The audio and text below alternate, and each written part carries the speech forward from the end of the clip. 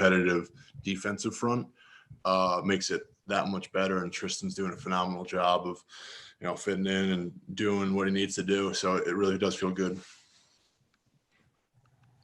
Okay, next up is going to be Rick Stroud. Ali, along those lines, going up against your defense, you've watched Vita Vea the last few years. I know you've gone up against him. What kind of growth have you seen from him, and sort of how has his pass rush improved, if at all? Yeah, I think it's a great question because I've seen tremendous growth. Like when you talk about, especially his pass rush, considering where he was at when he first got here to now, he is a weapon. I mean, he is really good. He's kudos to him because he's come a long way in his pass rush, and I think he's going to really give a lot of offensive linemen some issues in the pass game. And obviously, we know what he can do in the run game. But yeah, he's come very far.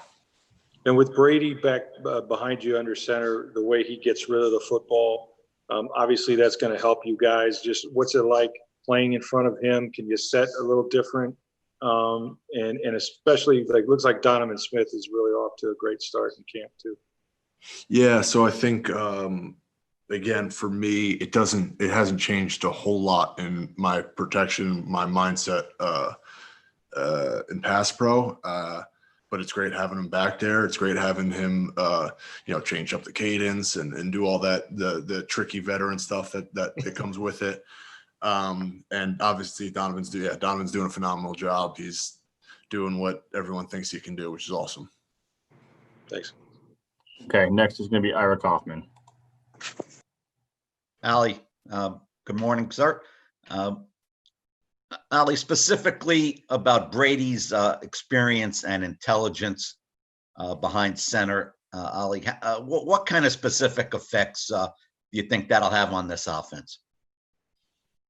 Well, I think the knowledge base and his communication skill for us as an offensive line is huge, right? So there are times you can see things that I'm not seeing, and he's like, "Hey, I want you guys to do this." I'm like, "Oh, done." And then amazingly we'll pick something up that I didn't know was coming. So just his veteran experience and his ability to communicate it across the line and the receivers and everything is really impressive. So that's been extremely helpful.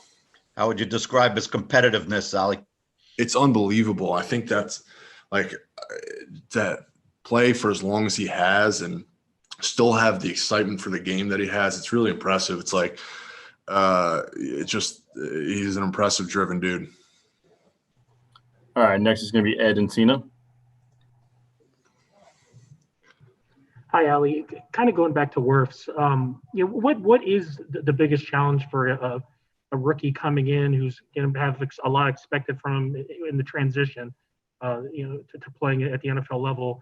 And given the fact that, he's not going to be able to play in preseason games and stuff like that, how important is it that you guys kind of, help him along as a veteran group?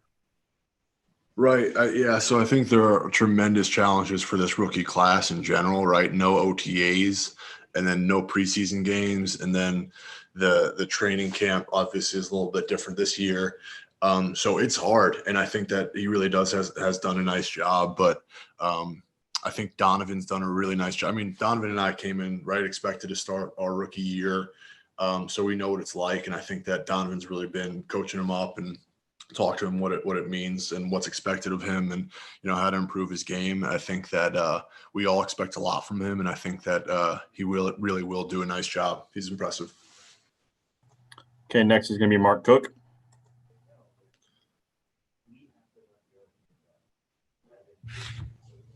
Hey, Ali, running the football coming into this year, has that been a point of emphasis for you guys as far as the coaching staff goes? And also, if you could talk about what you've seen from Ronald Jones, his improvement certainly much better than he was as a rookie, but just where you think he can get to this year. Yeah, so absolutely, run game has been an emphasis. I think that the coaches know it wasn't up to where it needed to be. We know as an offensive line, tight ends, and running back room, we all know that the expectation for us is so much higher than how we performed last year. So I think you will see an improvement this year. And then Rojo specifically, I think he has done a nice job of owning some of his stuff and just learning from Brady and from Shady and some of the other running backs. He's done a really nice job of getting better this year at a lot of facets of his game. He's really improving. And that's someone like Vita, who I can see from the rookie year just has changed and become a much better player. Thank you. All right, next is going to be Steve Isbitz. Ali, do you feel you personally could use a preseason game to get ready? And what's your feeling about all this live play against your teammates? Yeah. Okay. So as far as a preseason game, like, would a preseason game, would be nice to hit someone else? Sure. But you have to think of the time that we're in and the challenges it presents, like just the logistical travel issues, the risk of other people getting sick. So it just is what it is at this point. It's not worth it. And then your other question was about live periods. Correct. Yeah. All the hitting scheduled this summer against your teammates. Yeah, I mean, that's all you can do, I think, right? So, like, you're not going to have the joint practices where you can get those live periods in with other teams. You don't have the preseason games. And I think to not get that in is challenging for certain position groups. So the only option, right, so if we don't have any preseason games, is to go live against each other. And whilst there's risk associated with that, it's kind of necessary to be ready for the season. All right, next is going to be Jenna Lane. Ali, you talked about Brady a few minutes ago. What's it like when you're lining up and he starts making those checks and adjustments at the line of scrimmage? I can imagine it would be an earful. I think part of his ability as a communicator and as a leader, right, I think he's able to do it pretty effectively, or it's pretty concise, right? If you're at the line of scrimmage, it's not like you're having a long conversation. So I think that he's done a nice job of quickly getting us all on the same page and getting everybody on the same page. And what about too, like, just, where you can sit down and talk to him, because he's seen so many different defenses. He's seen so many different fronts. Like, what have you been able to learn from him in that regard? From what I've been able to learn from him, there's a lot of different ways you can go about attacking defenses. And it really is, there's different philosophies and how you want to attack defenses. And you can have some defense line up and, the same way, and you can attack it 4 or 5 different ways. So it's just like picking your battles and what you, how you like to do it. And that's kind of what I've learned from him. Okay, next is going to be Luke Easterling. Ali, especially, when a team adds recognizable names on a national level like Brady and Gronk in an offseason, the national spotlight shines on the team a little bit differently.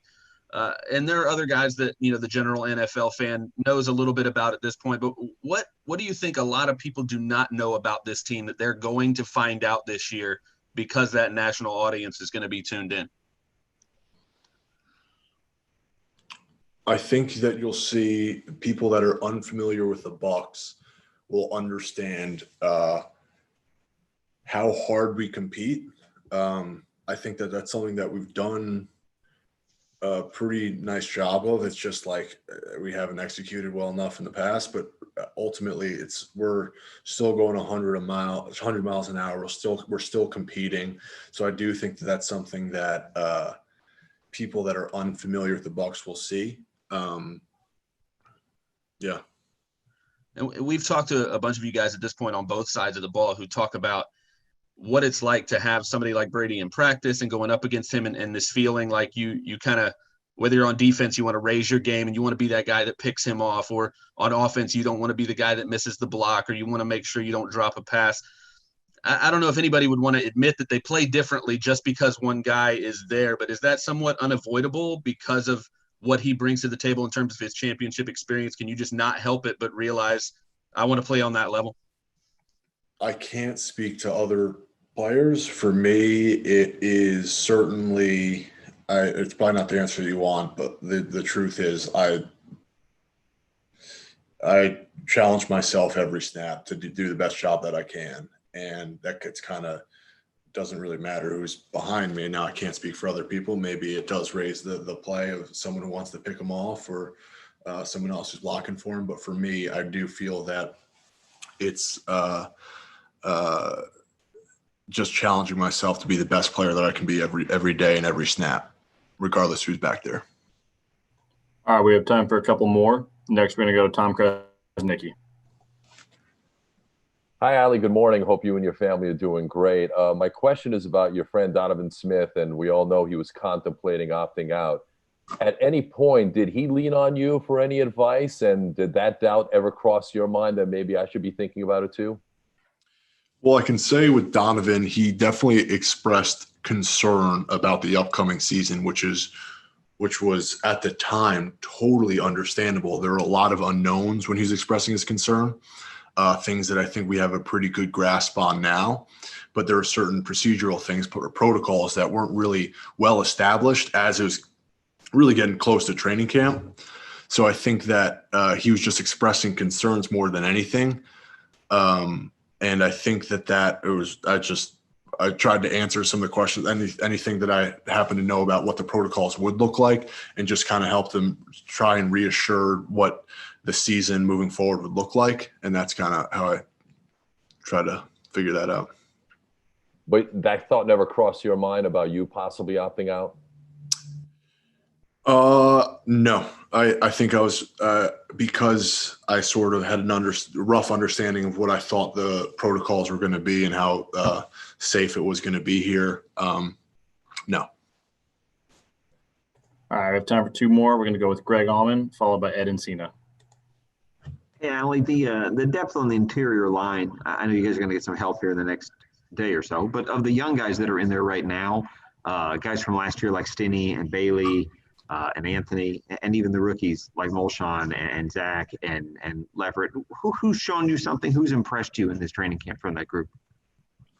So I just want to say I kind of want to shout out the rookie offense, the whole class, honestly, because it was impressive. The fact that we've had no OTAs and we just did virtual meetings, they came to training camp prepared, mentally, physically. So kudos to them. That was one of the most together group of rookies that I had seen coming in. But of the younger guys, I think Stinney's done a really nice job. I think honestly, all of them are playing at a pretty high level and competing, and I think that makes decisions moving forward very challenging. But I really do think they're playing well against. And again, I think there's some really good depth at D-line too. So I think those battles are really great. All right, and our last question is going to come from Ed Encina. Hey, Ali. Obviously, this has been a strange offseason. It seems that from the outside that the players as a whole have really kind of had a united front in terms of some of these things that have happened the past the offseason, whether it's George Floyd, Black Lives Matter, even like you talked about some of the protocols that there were concerns about with COVID coming into the season. As the player rep and obviously as a member of the Social Justice Committee, how do you see that? In terms of have your teammates been seeming more engaged with some of these topics, and just kind of what's your take on that? Yeah, I definitely think that you've seen a couple guys sort of feel more comfortable about speaking their mind and speaking their piece and speaking their truth. And I think that's great. And I think you'll see more of that moving forward. I really do think there are a lot of great leaders in our locker room and do a lot of things in our community. And I think that as we talk about the national spotlight being maybe closer to the Bucs, you'll see some more of that. And I'm really impressed with a lot of my teammates and their perspective and their values and sort of what they want to share with their community. All right, that's all for today. Thanks for taking the time, Ali. Appreciate you.